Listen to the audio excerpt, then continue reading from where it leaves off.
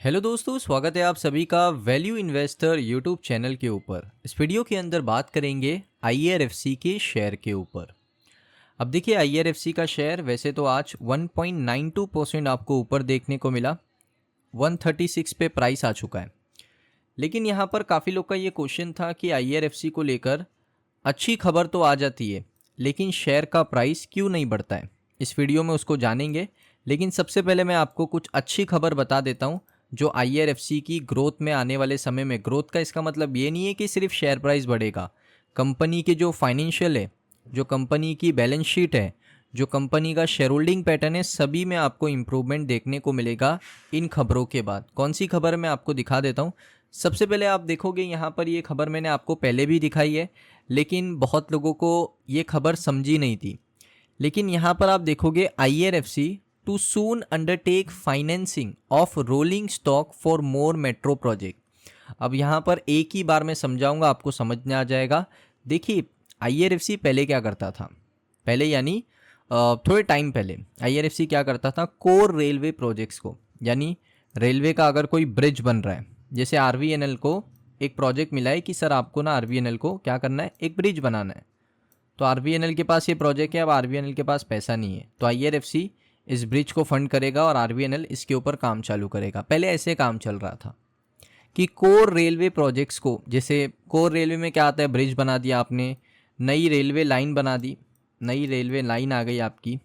उसके बाद यहाँ पर आप कह सकते हो स्टेशंस का रीडेवलपमेंट है वो आपने कर दिया, तो स्टेशंस का आपने रीडेवलपमेंट कर दिया, वो एक हो गया स्टेशन रीडेवलपमेंट।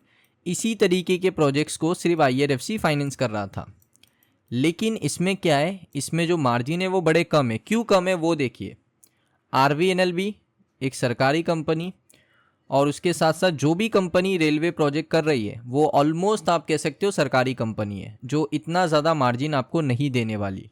तो इस वजह से कंपनी के मार्जिन इशू आने शुरू हो चुके थे, और ये मैनेजमेंट को बात पता थी कि मार्जिनल इशू है कंपनी का। अगर आप देखोगे, मैं आपको दिखा भी देता हूँ, सेल्स का अगर आप ग्रोथ रेशो देखोगे तो वहीं पर आपको पता चल जाएगा कि कंपनी बड़ी दिक्कत में है। अगर मैं आपको क्वार्टर्स पे लेकर आता हूँ और आपको मैं दिखाता हूँ यहाँ पर सेल्स ग्रोथ रेशो। अगर आप देखोगे पहले क्या हो रहा था ना, सेल्स ग्रोथ रेशो आपका 22%, 18%, 16%, बीच बीच में ड्रॉप हो रहा था, कभी 8%, कभी 4.5%।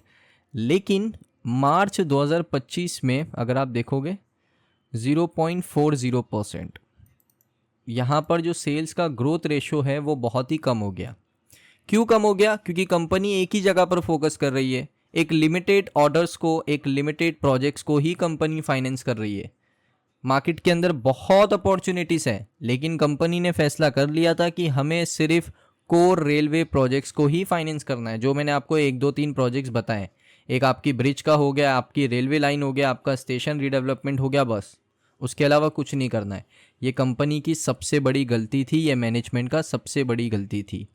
ये गलती आपको देखने को यहाँ पर मिल चुकी है, जबकि ग्रोथ रेशो एक समय पर 22% था और अभी सिर्फ 0.40% हो चुका है।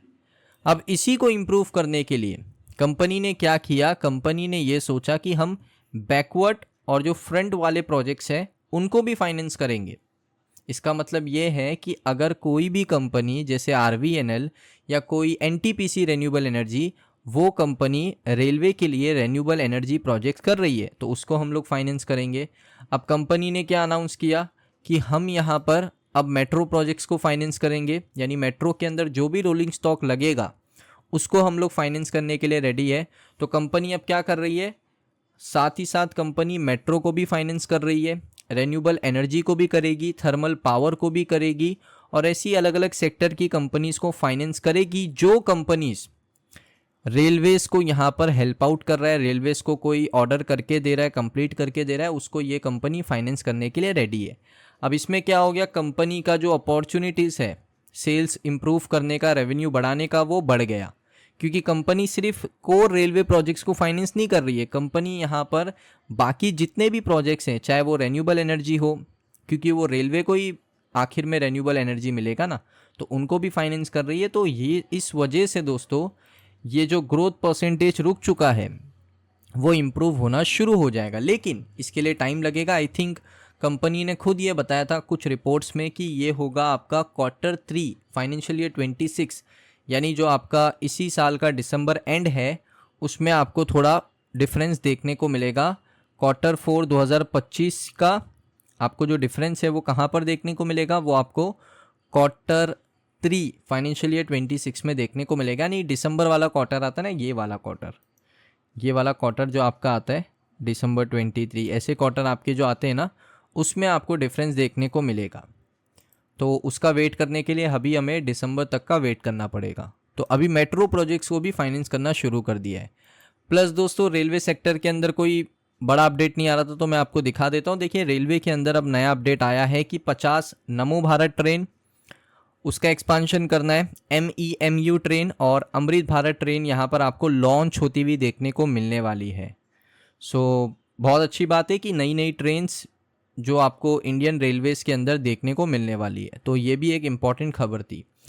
उसके अलावा दोस्तों Q4 2025 यानी मार्च 2025 में अगर आप देखोगे इंश्योरेंस कंपनीज में LIC सबसे आगे है। 13 करोड़ के आसपास शेयर, 13 करोड़ 78,24,000 शेयर इन्होंने परचेज करके रखे हैं IRFC के। सो अगर आप देखोगे यहाँ पर ये अमाउंट काफ़ी बड़ा बनता है दोस्तों। तो ये भी एक डेटा है कि LIC ने करोड़ों शेयर IRFC के बाय आउट करे हैं। सो दोस्तों ये वीडियो को यहीं पर एंड अप करते हैं। अगर आपको ये वीडियो अच्छा लगा वीडियो को लाइक करें, चैनल पे अगर आप पहली बार आए हो सब्सक्राइब कर लो। मिलता हूँ नेक्स्ट वीडियो के अंदर।